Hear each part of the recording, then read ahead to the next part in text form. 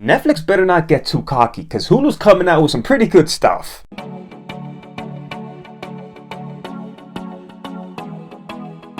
What's up guys, welcome back to my channel. I just got through watching the new series Catch-22 courtesy of Hulu, which I want to thank very much. But before I get into my thoughts on Catch-22, let me know what your thoughts are on Catch-22 in the comments below. Did you like it? Did you hate it? Are you a fan of George Clooney? Do you even have Hulu? Let's talk about it.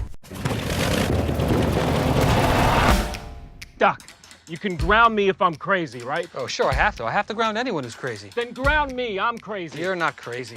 Why not? Catch-22. As soon as you ask to get out of combat duty, you're no longer crazy, and so you have to fly more missions. That's some catch, that Catch-22. It's the best there is. So Catch-22 is a dark satirical comedy that is based on a 1961 novel with the same name, written by Joseph Heller. The series follows the life of John Yazarian, an airman with the United States Air Force, who finds himself on the verge of mental collapse when he learns the number of missions he is required to fly has been increased by a magnitude he cannot handle and will now do anything to get out of them. The series stars Christopher Abbott, Kyle Chandler, Hugh Laurie, and George Clooney, who also produced the show as well as directing a few episodes. I've flown more missions than anybody on this base, and every time I get close, they raise it on me. You're saying he's had his balls blown off. I want to see it. I can't do this anymore. You think this is a big fat joke? Holy Moses. No difference between me, happy, dead. You, worry, dead. You see the difference? Catch-22, it's a saying that a lot of you probably know of, but not a lot of us know where this saying actually came from. It's like the phrase, you can't have your cake and eat it too. Now why the hell would I want to have cake if I can't eat it too? That's literally the whole point of cake. But thanks to this show, I now know where the saying Catch-22 comes from, and it's from this book, written in 1961 by Joseph Heller. I gotta say, this is a show that works on many levels, from the acting to the cinematography. This is one of the best things I've seen on Hulu since I've started streaming it. If you're a fan of the book, you're gonna be a fan of this show. I am gonna say this is a pretty faithful adaptation. If you're not a fan of the book, or you don't like to read, because let's be honest, there's a reason why you're on YouTube right now watching me, there's still a chance you might like this show. This series kind of toes the line between serious and funny, and it's effective about 80% of the time. Catch-22 actually reminded me of a Coen Brothers movie, which makes sense because George Clooney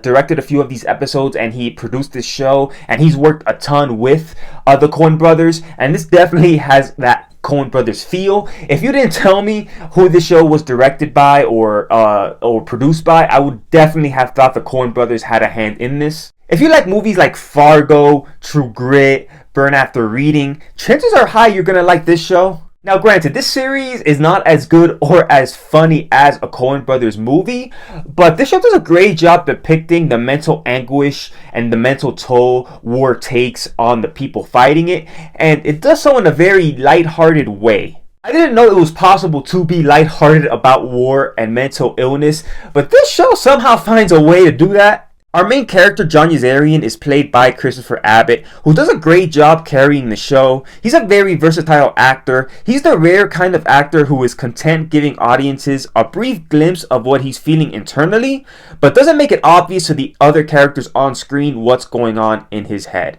George Clooney and Hugh Laurie are also supporting actors in this show. They do an amazing job with what they're given. You can tell they had a lot of fun playing these asshole characters. They play these power-hungry authority figures that are more concerned with getting promoted than they are the well-being of their soldiers. But even though these guys are assholes, they're nothing compared to Colonel Cathcart, who's played by Kyle Chandler. Colonel Cathcart is obsessed with becoming general, and he doesn't care who he fucks over to become general, including our main character, John Yazarian. Every time John Yazarian is close to fulfilling his military duties, Colonel Cathcart adds like 5 more missions on this guy's tab. It's interesting though, because Colonel Cathcart is the biggest villain of this show. He's the main villain, yet he's also the funniest, which is a pretty interesting dynamic. When you think about it, Colonel Cathcart is pretty much the epitome of what this show is about.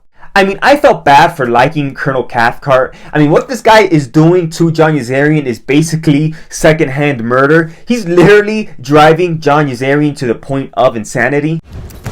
You still think you're gonna get out of here? You're out of here! What is this nonsense? Insanity is contagious. Hip hip! Hip hip!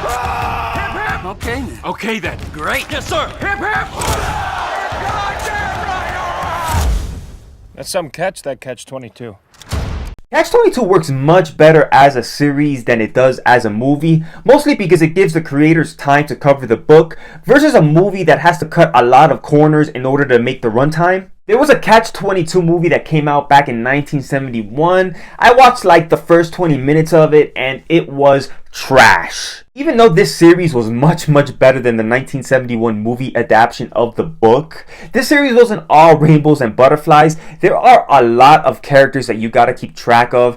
Too many for me to care about. But most of these characters do serve as an example of how screwed up war and military life can be. So it was something that didn't really bother me that much. I like how this show could have easily went into political propaganda, but it didn't go there at all. It's a pretty straightforward World War II flick. It's a World War II satire, and I can't really say that I saw a message in this show that correlated into today's politics. So if you're somebody who likes war movies but doesn't necessarily like the political messages that are in them, you don't gotta worry too much about this show because this is a show that leans neither left nor right. And with shows like Game of Thrones being talked about as divisive, it feels like being surprised by a series is becoming more and more rare by the day as the standard of television rises with every new production. But Catch-22 is a genuine surprise and it exceeded my expectations.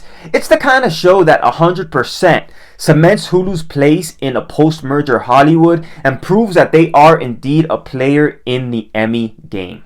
Alright guys, that is it for my review of Catch-22. I like Catch-22. It's to me one of the best shows to come out. Hulu and Netflix if we want to include Netflix. But let me know what you think about this show in the comments below. Did you like it? Did you hate it? Comment below. Let me know what you think. And as always, if you like this video and you want to see more, consider hitting that subscribe button. I don't do this for my health. Peace.